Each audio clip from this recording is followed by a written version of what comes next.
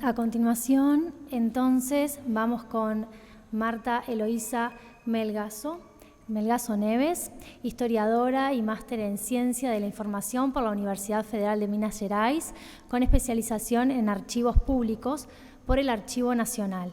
Es profesora de la Escuela de Ciencia de la Información de la Universidad Federal de Minas Gerais, actuando en las áreas de archivología, historia administrativa, paleografía y archivos personales. Hoy nos trae una ponencia que se titula Arquivos Pessoais na Contemporaneidad,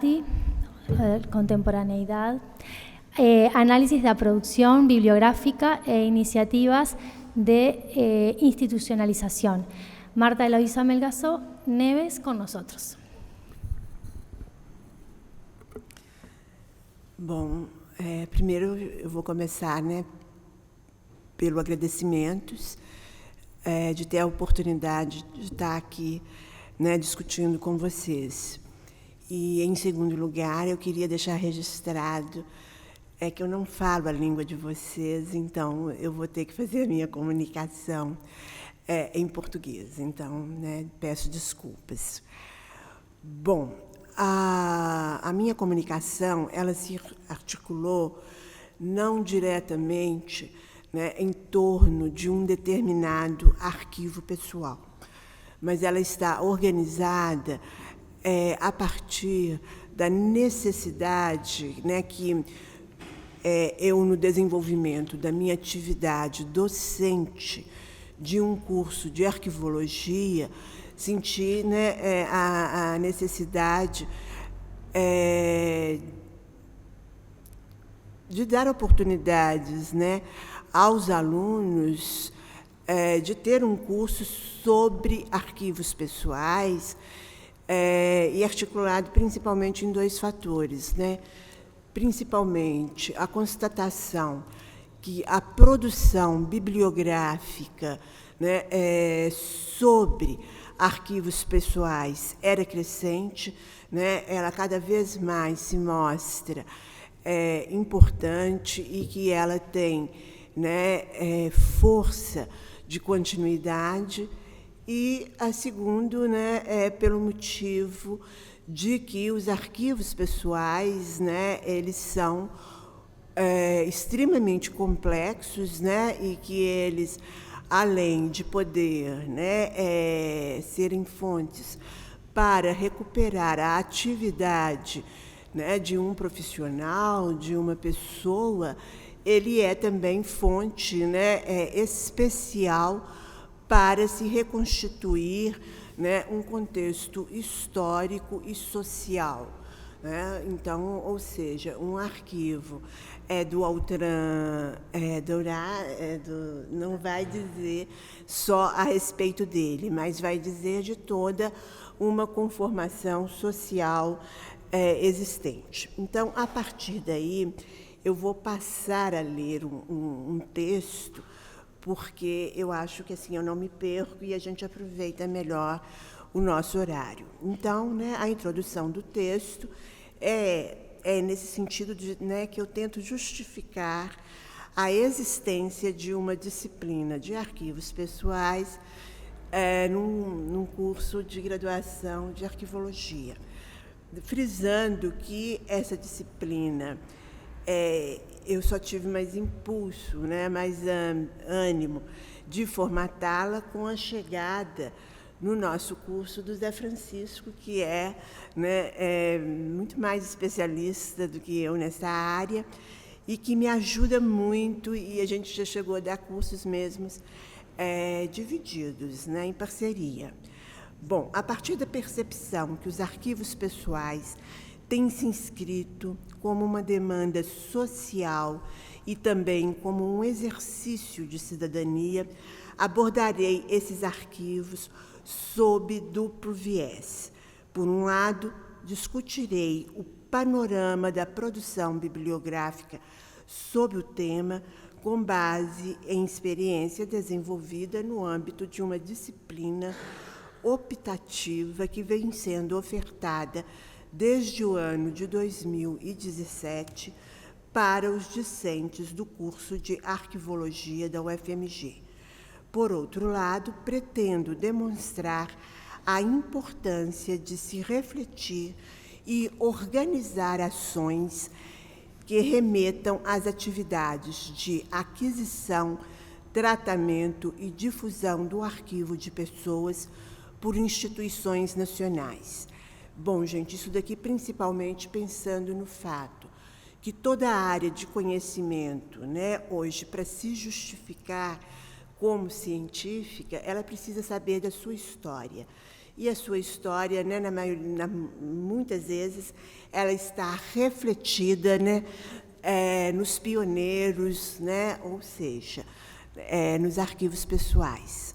O primeiro aspecto que justifica a proposta da disciplina Arquivos Pessoais, a produção bibliográfica contemporânea, foi a constatação de que a leitura sobre o tema está intensificando e demonstrando uma perspectiva que continuará mantendo o ritmo de ascendência. Esta produção é marcada por reflexões desenvolvidas por cientistas oriundos de várias áreas do conhecimento, ou seja, não é específico ao segmento da arquivologia e de países, né, de línguas distintas. Tal fato certamente está associado à valorização da memória individual, à busca por identidade e à preservação de histórias pessoais ou até mesmo institucionais, demonstrando assim que o exercício de cidadania neste aspecto abarca as questões de procedimentos metodológicos de identificação, arranjo, descrição, preservação, mas também envolve o acesso a documentos que promovam a construção de trajetórias históricas e a promoção de transparência. A segunda justificativa articula-se a partir da reflexão sobre a relevância das ações institucionais, destacando as ações institucionais relacionadas à aquisição, tratamento e difusão desses arquivos. As instituições também têm se incumbido na publicação de artigos de caráter científico que registram, né, as reflexões e experiências relativas ao trabalho realizado com tais arquivos.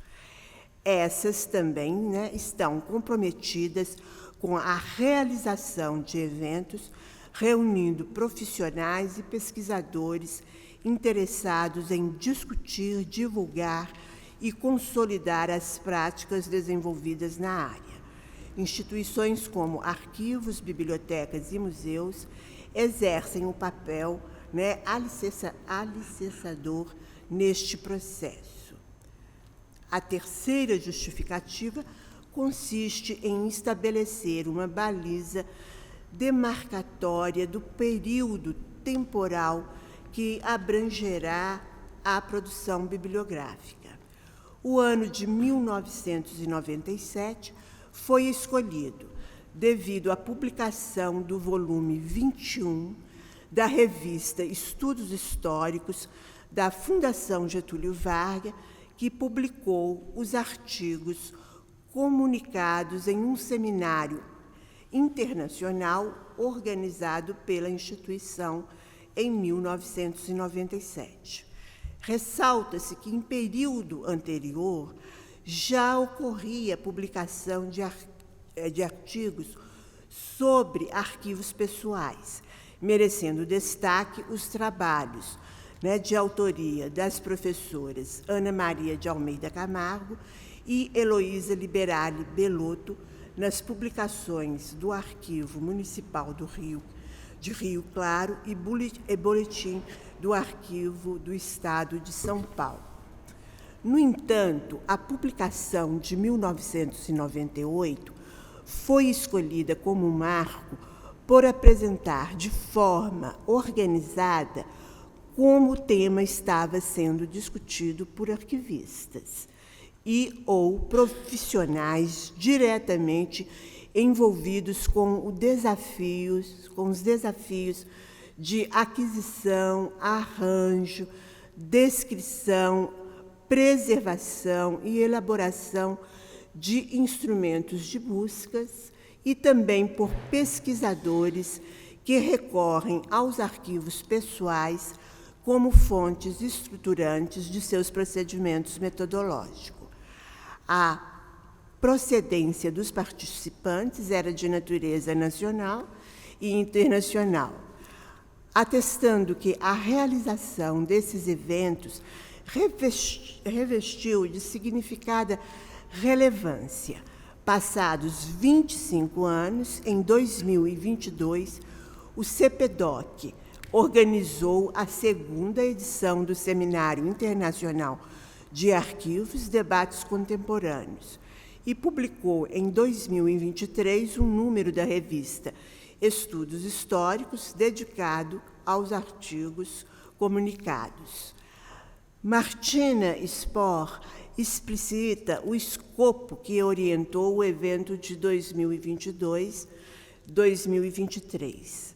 A chegada de novas vozes de diferentes setores da sociedade nos abriu os ouvidos para permitir a escuta sobre a vontade de guardar de maneira mais democrática e inclusiva, desde a busca pela preservação documental via digitalização, a composição dos arquivos pessoais por documentos nato-digitais, observamos enormes mudanças nos processos de guarda, recebimento, gestão, preservação dos documentos pessoais. Novos procedimentos foram adotados por instituições de guarda para articular a vontade de guardar e a disseminação biográfica de acervos produzidos por pessoas físicas, características inerentes a esse tipo de arquivo e a esses espaços sofreram o impacto do recebimento cada vez maior de documentos nato-digitais acumulados por titulares e custodiadores. Aqui eu faço um pé de página citando a citação da Martina Spohr. E a Martina Spohr continua complementando o escopo norteador da realização do evento, descrevendo a identidade dos titulares que produziram e acumularam os arquivos pessoais. Em paralelo, temos visto a ampliação do olhar para os acumuladores de documentos pessoais em suas dimensões biográfica e temática. Alguns temas passam a somar diferentes abordagens ao debate sobre o digital, potencializando os caminhos de construção da memória, com ênfase nas escolhas que motivam a acumulação dos registros sobre trajetórias pessoais dos mais diversos setores sociais. Observamos também o impacto dos estudos feministas, a apresentação de novas vozes de diferentes setores da sociedade abriu os ouvidos para permitir a escuta sobre a vontade de guardar de maneira mais democrática e inclusiva. Observamos também o impacto dos estudos feministas e pré-coloniais na pesquisa e na prática dos arquivos que passaram a compor seus acervos históricos a partir das perspectivas de gênero, étnico-racial e regional. Merecem também destaque as iniciativas que revisitam os arquivos para mobilizar debates sobre a literatura, a produção artística e audiovisual. Grande parte desses temas está neste novo número, o novo número da revista, em que comemoramos o avanço das reflexões e a consolidação do campo de pesquisa, fundado em boa parte por essa nova edição. Os aspectos que constituíram em fundamento para consolidar a proposta da disciplina e, na sequência, a elaboração do plano de ensino de forma sumária pode ser apresentado através dos seguintes itens.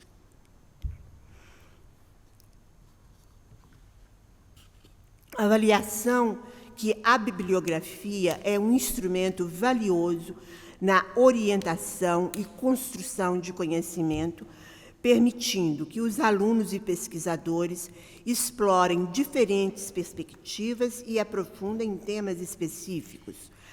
A contestação que a produção bibliográfica em torno de arquivos pessoais, a partir de 1997, pelo menos em língua portuguesa, tem se mantido constante, bem como se apresentando diversificações quanto ao tipo de formato. São apresentados artigos científicos, trabalhos de conclusão de curso, dissertações, teses e livros.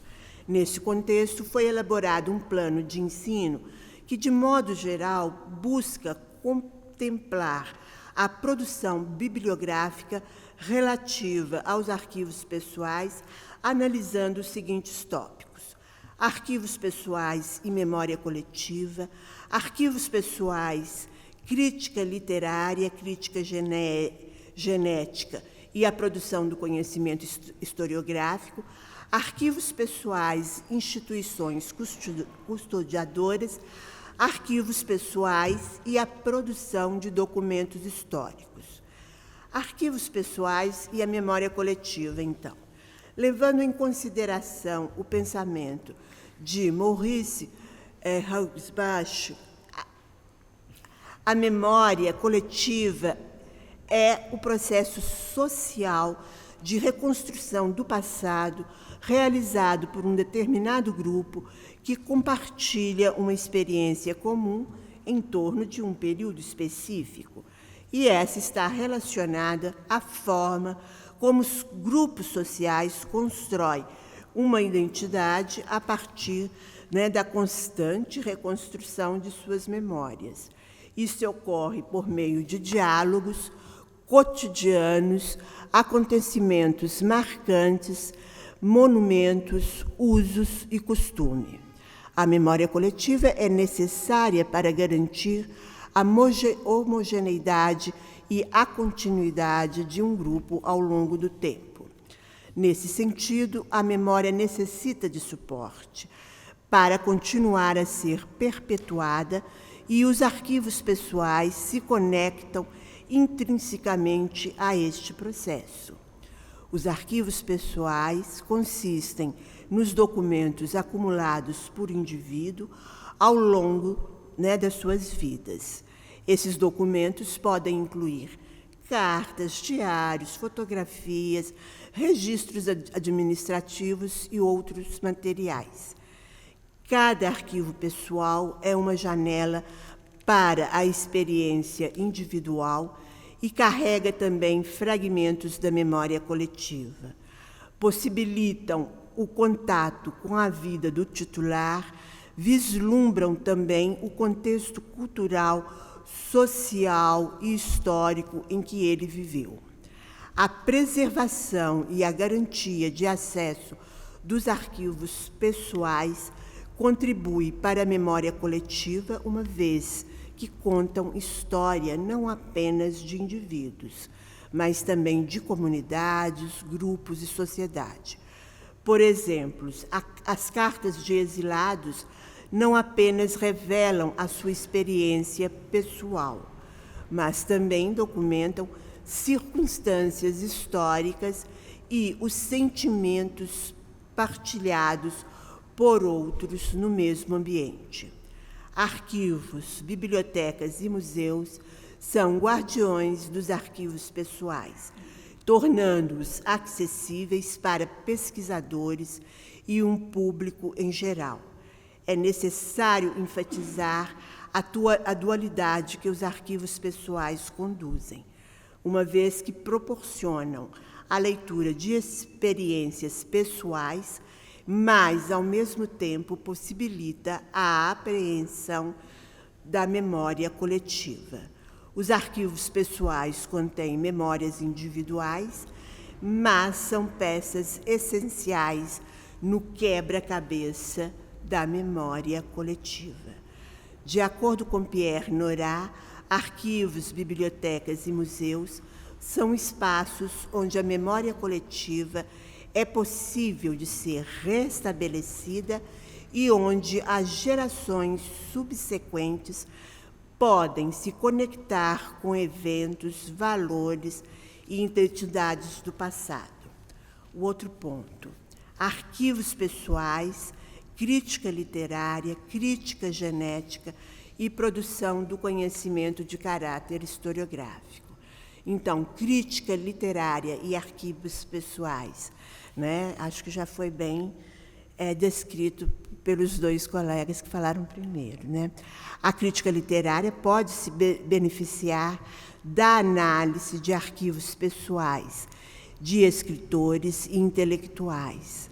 Esses documentos revelam processos criativos. Processos criativos aqui eu coloquei em itálico e negrito, porque tanto a crítica genética como a crítica literária, elas não estão interessadas, elas não se interessam só pelo produto final, mas elas se interessam sobremaneira pelo processo, de como se deu a criação daquela obra final. Então, esses documentos revelam processos criativos, esses documentos que estão abrigados em arquivos pessoais. Esses documentos revelam processos criativos que estão registrados em rascunhos, correspondências e reflexões. Ao examinar esses materiais, os críticos literários podem compreender melhor o contexto em que as obras foram produzidas, as influências sobre os autores e as mudanças ao longo do tempo. Por exemplo, a análise de rascunhos e anotações podem revelar escolhas estilísticas, temas recorrentes, dilemas enfrentados pelos escritores durante o processo de criação. A crítica genética e arquivos pessoais. A crítica genética é um campo teórico-metodológico que busca reconstruir a história de um texto em seu estado nascente. Em outras palavras, ela desvenda o segredo da fabricação de uma obra literária ou artística, revelando como ela foi criada desde o seu início. Busca desvendar os bastidores da escrita como se espreitássemos o autor enquanto ele rascunha, revisa e dá forma à sua criação. Seu objetivo é compreender os mecanismos da produção, elucidar os caminhos seguidos pelo escritor e entender a gênese da obra literária. O que muitas vezes a gente sabe que não é possível, recuperar a gênese. A gênese muitas vezes está perdida. É como olhar por cima do ombro do autor enquanto ele dá vida às palavras. Em vista disso, os arquivos pessoais. Então, gente, só mais esse aqui. Aí eu falo da produção do conhecimento historiográfico e dos arquivos pessoais, ou seja, muitos historiadores, na elaboração de seus trabalhos, que muitas vezes nada têm com um arquivo pessoal, utilizam desses arquivos. É o caso do Arquivo Público Mineiro, onde a gente tem a experiência de ter o arquivo do João Pinheiro, que é um político, mas por ser um arquivo que tem muitas fotos, ele é extremamente utilizado, ele já chegou a ser um dos fundos mais consultados dentro do arquivo, e as pessoas não estavam interessadas no João Pinheiro, estavam interessadas, né, em outras conexões que o arquivo oferecia. Bom, depois aqui, gente, eu listo quais são as instituições que tomam a si a responsabilidade da aquisição, custódia, tratamento e preservação desses arquivos, o que no Brasil é muito importante, porque não há ainda, né, a gente não pode falar que há uma tradição consolidada na aquisição desse tipo de arquivo. Então, eu destacaria aqui, né, o IEB, que é o Instituto Brasileiro, o Instituto de Estudos Brasileiros, o CPDOC, que é o Centro de Pesquisa e Documentação de História Contemporânea do Brasil. Tem o MAST, né, que é o Museu de Astronomia e Ciências Afins, e em Minas, o único, né, órgão, a única instituição que a gente tem que, com coerência, recolhe acervos de escritores mineiros, né, aqui está o grupo representado, que é, né, coordenado pelo professor Reinaldo. Bom, o que eu queria também, só mais uma, chamar a atenção, é que se eu falei aqui que o tempo que era baliza, né, para falar da produção bibliográfica, a gente ainda tem que, é preciso que tenha uma pesquisa que volte no tempo, porque há uma diferença. Se hoje, né, a gente tem esses órgãos que adquirem e são responsáveis por produzir reflexões, eventos, publicar artigos, houve um tempo em que bibliotecas e arquivos e museus recolheram arquivos pessoais, mas, no entanto, não se especializaram na crítica e na descrição. E como consideração final, gente, o que foi me ocorrendo, né, na preparação dessa fala é que um ponto também muito colocado pela produção bibliográfica sobre arquivos pessoais é a necessidade da digitalização do documento, essa discussão com as novas tecnologias. Bom, tudo bem, acho que tem uma coisa que está muito bem colocada, é isso. As novas tecnologias são responsáveis, né, e nos auxiliam tanto no processo de preservação, uma vez, né, que o usuário necessariamente ele não vai precisar manusear, né, o documento em papel, isso é uma forma de preservar, e também uma forma de disseminar. Por quê? Porque uma vez que o documento foi digitalizado, ele será facilmente colocado em rede.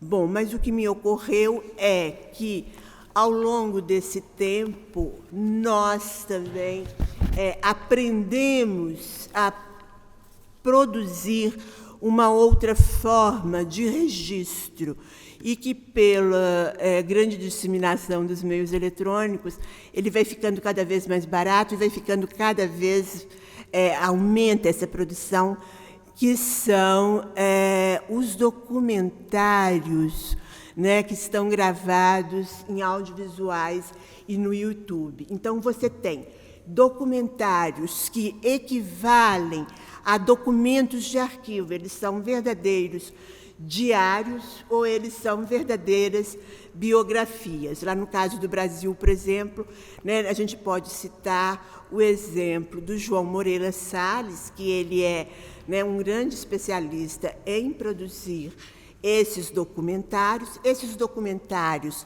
eles estão produzidos e você tem, além disso tudo, o que ele chama o making of, né, que é como é que eles foram produzidos. E você tem ainda, depois disso, todas as resenhas que podem a gente falar, né, considerar como uma produção que seria muito afeita, né, a o que hoje a gente chama e considera de arquivos pessoais. Então, eu acho que o nosso grande desafio, pelo menos, né, no que quando eu parei para pensar como seria feita a minha intervenção, o que me veio é isso: olha, já estamos produzindo um novo formato de documento no meio eletrônico. Então, esses documentários que têm, né, à disposição no YouTube é um desafio para nós. Eles devem ser pensados também, né, como preservação permanente, né? Eles não podem hoje só ficar no YouTube, mas eles têm um valor, um grande potencial para gerações futuras. Bom, gente, muito obrigada.